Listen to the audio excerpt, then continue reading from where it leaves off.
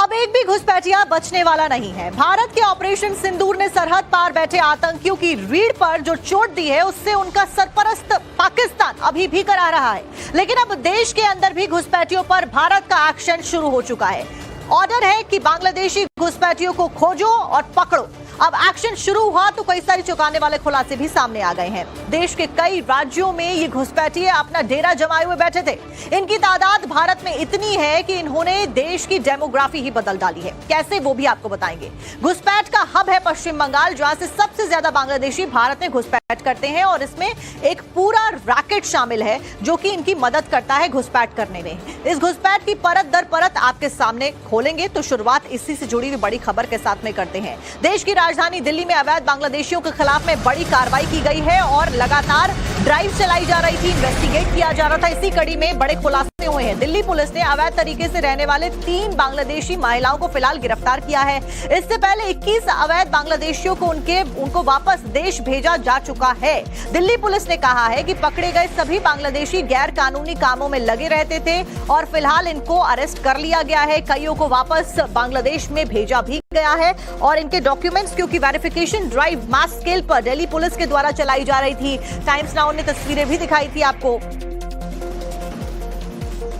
ये तीनों फीमेल हैं, फीमेल ट्रांसजेंडर हैं इनफैक्ट, और ये फीमेल के डिस्गाइज में ही महेंद्रा पार्क इलाके में के थाने के इलाके में रह रहे थे और वहीं पे इनका मेनली काम होता है ट्रैफिक लाइट्स पे बैगिंग करना, लोगों को इंटिमिडेट करना और कुछ और इलीगल एक्टिविटीज भी करते हैं। और चलिए अब आपको ग्राफिक्स के जरिए ये भी समझाते हैं कि भारत में कहां-कहां पर बांग्लादेशी घुसपैठियों की टेंशन बढ़ने वाली है, क्योंकि छापेमारी की जा रही है और कहां पर बड़ी तादाद में कहा जाता है कि बांग्लादेशी रहते हैं। तो सबसे पहले तो पश्चिम बंगाल को हब कहा जाता है।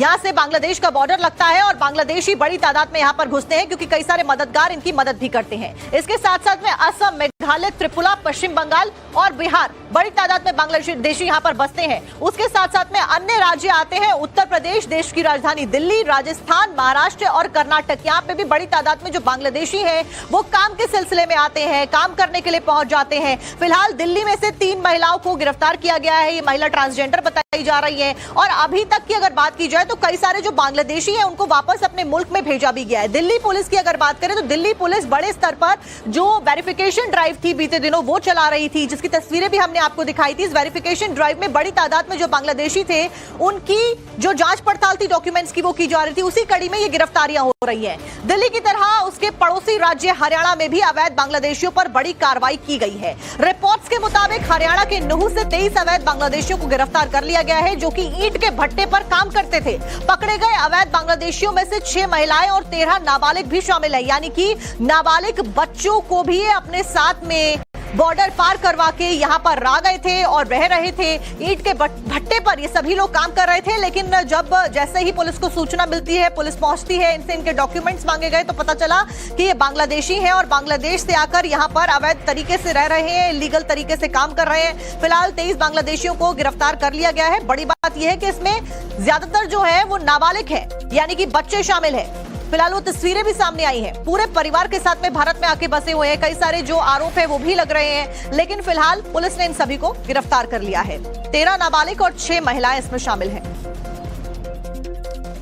वही बड़ी खबर पश्चिम बंगाल से आपको बता दें, जहां पर अवैध बांग्लादेशियों के खिलाफ में एक्शन लिया गया है। बॉर्डर सिक्योरिटी फोर्स यानी कि बीएसएफ ने मुर्शिदाबाद में मस्जिद के इमाम और मदरसा शिक्षक को अरेस्ट किया है, जिसकी पहचान मोहम्मद सलीम अंसारी के तौर पर की गई है। पूछताछ में सलीम ने बांग्लादेशी होने का कबूलनामा भी किया है और खुलासा किया है कि वहां पर 4 साल पहले अवैध तरीके से इंटरनेशनल बॉर्डर पार करके वो भारत में घुसा था। तब से वो यहीं पर ठिकाना बनाए हुए हैं और उसने यहीं पर ठिकाना बना लिया। बांग्लादेशी सलीम अंसारी के पास से आधार कार्ड, पैन कार्ड और डिजिटल राशन कार्ड भी बरामद हुआ। ये सबसे चौंका देने वाली बात है, यानी कि एक रैकेट है जो कि ये सभी डॉक्यूमेंट्स इनके बनाता है ताकि ये इलीगली होने एंटर करने के बावजूद भी एक लीगल इंसान की तरह यहाँ पर रह सके, जिसे सलीम ने फर्जी डॉक्यूमेंट्स के जरिए बनवाया है। देखिए, अब पुलिस इसके कनेक्शन का भी पता लगाने में जुटी है कि आखिरकार ये जो डॉक्यूमेंट्स, आधार कार्ड, पैन कार्ड और जितने भी डॉक्यूमेंट्स ये लेकर आया है, बनवाए हैं, इसने कहां से बनवाए हैं। अब इन्हीं डॉक्यूमेंट्स की मदद से अंसारी ने फर्जी आईडी बनवाई है। एक के बाद एक फर्जी आईडी ये बनवाता गया।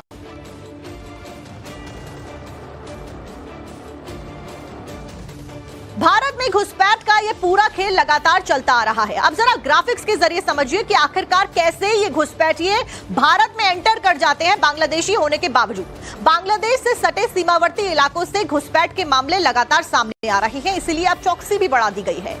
पश्चिम बंगाल से सबसे ज्यादा बांग्लादेशी घुसपैठ को अंजाम दिया जाता है, यानी कि बांग्लादेशी पश्चिम बंगाल के बॉर्डर क्रॉस करके इलीगली एंटर होते हैं, क्योंकि बंगाल की सीमा पर जंगल, नदी, नाले मौजूद है, जिनका सहारा ये घुसपैठी आसानी से भारत में एंट्री लेने के लिए कर लेते हैं। और घुसपैठ का ये पूरा खेल यूं ही नहीं चल रहा है, इसके लिए बॉर्डर के दोनों तरफ गिरोह का बड़ा नेटवर्क काम करता है, जो कि एक तरफ इनको रिसीव करता है, एक तरफ से इनको भेजा जाता है, जिनका रेट पहले से तय होता है। बड़ी बड़ी कीमत भी ली जाती है कई जगहों पर। तो 15 से 25 हजार रुपए लेकर इन घुसपैठियों को बॉर्डर पार कराया जाता है, यानी कि बांग्लादेश से भारत में भेजा जाता है। बॉर्डर पार करने के बाद ये घुसपैठिए दूसरे राज्यों का रुख कर लेते हैं, जैसे कि यूपी हुआ, राजस्थान हुआ, हरियाणा हुआ, दिल्ली हुआ और अन्य जगहों जहां पर ये जाकर काम तलाशते हैं और वहीं पर रहने लग जाते हैं इलीगली, जिसके लिए ये बसेस और ट्रेन का सहारा लेते हैं, क्योंकि बॉर्डर तो क्रॉस कर लिया, उसके बाद अन्य राज्यों में जाना है। और ये काला खेल यहीं पर नहीं रुकता है। भारत में नौकरी और काम धंधा पाने के लिए घुसपैठिए फर्जी दस्तावेज भी तैयार करवाते हैं, जैसा कि अभी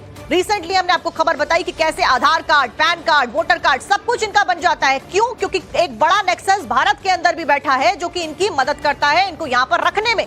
यूपी के झांसी में अवैध बांग्लादेशियों को लेकर पुलिस का फुल एक्शन देखा जा रहा है। इसको लेकर पुलिस ने तलाशी अभियान और भी ज्यादा तेज कर दिया है। कानपुर जोन के एडीजी आलोक सिंह ने झांसी की संवेदनशीलता को देखते हुए सभी थानों की पुलिस को निर्देश जारी कर दिया है।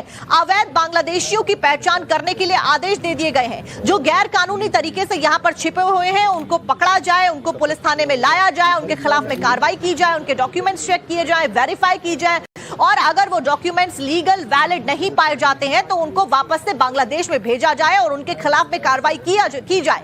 ये पूरी तैयारी फिलहाल कर ली गई है और पुलिस लगातार निर्देश यही जारी कर रही है। जो बाहरी व्यक्ति हैं, ऐसे लोग जो जिनकी नागरिकता यहाँ की नहीं है, इनको चिन्हित करने के लिए मेरे द्वारा सभी पुलिसकर्मियों को निर्देशित किया गया। अब इन लोगों के पास से जो दस्तावेज होते हैं वो सही है या फिर नहीं? जो लोग खुद को भारतीय बता रहे हैं वो कहीं बांग्लादेशी तो नहीं है, तो फिर पुलिस इन्हें किस आधार पर डिपोर्ट करेगी? क्योंकि अब इन्होंने इलीगल डॉक्यूमेंट्स बना लिए हैं, तो तब भी पुलिस किसी भी बांग्लादेशी को शक के आधार पर पकड़ती है तो उसे सबसे पहले उसके दस्तावेजों की जांच कराने के लिए बोला जाता है। वेरीफाई करवाइए अपने डॉक्यूमेंट्स, ये कहा जाता है। अगर वो अवैध तरीके से भारत में रह रहा हो तो उसका बांग्लादेश का पता निकाला जाता है कि आखिरकार ये बांग्लादेश से यहाँ पर आया है, तो बांग्लादेश में इसका एड्रेस क्या है, इसकी जांच की जाती है पुलिस के द्वारा। जब बांग्लादेश के पते की पुष्टि होती है, यानी कि कंफर्मेशन होती है, तो ये साफ हो जाता है कि ये शख्स बांग्लादेश का ही रहने वाला है और भारत में आया है, तो उसे FRRO यानी कि फॉरेनर्स रीजनल रजिस्ट्रेशन ऑफिस के हवाले कर दिया जाता है। उसके बाद आगे की फॉर्मेलिटीज की जाती हैं, जहां पर इन्हें IB के अंडर डिटेंशन सेंटर में रखा जाता है और फिर इन्हें ट्रेन में बैठाकर बांग्लादेश डिपोर्ट कर दिया जाता है। यानी कि जहां से आए हो वहीं पर रहो, भारत में घुसपैठ करने की कोशिश करने की जरूरत नहीं है। यूपी के झांसी में जहां पर पुलिस अवैध बांग्लादेशियों की पहचान में जुटी है, वहीं पर मथुरा में काफी तादाद में अवैध बांग्लादेशी गिरफ्तार भी कर लिए गए हैं। पुलिस ने 10 सालों से रह रहे 90 बांग्लादेशियों को फिलहाल गिरफ्तार किया है। अब बड़ी बात यह है कि इनके पास से पैन कार्ड और आधार कार्ड भी बरामद हुआ है। वहीं छत्तीसगढ़ के दुर्ग में अवैध रूप से रह रहे बांग्लादेशी दंपत्ति को गिरफ्तार किया गया है। यानी कि ये जो लोग यहाँ पर बांग्लादेश में कई दशकों से रह रहे हैं, बांग्लादेश से आकर भारत में, इनके पास सारे डॉक्यूमेंट्स है। पूछताछ के दौरान बांग्लादेशी दंपत्ति ने बताया कि वो बांग्लादेश के जैसोर जिले के रहने वाले हैं। वहीं यूपी के मथुरा से भी बांग्लादेशियों को गिरफ्तार किया गया है। तो बड़ी तादाद में अब जितने भी बांग्लादेशी भारत में बसे हुए हैं और अगर उनके डॉक्यूमेंट्स हैं भी तो वो इलीगल होंगे, और अगर इलीगल हैं और वो यहाँ पर रह रहे हैं तो वापस से उनके बांग्लादेश जाने का समय नजदीक आ गया है।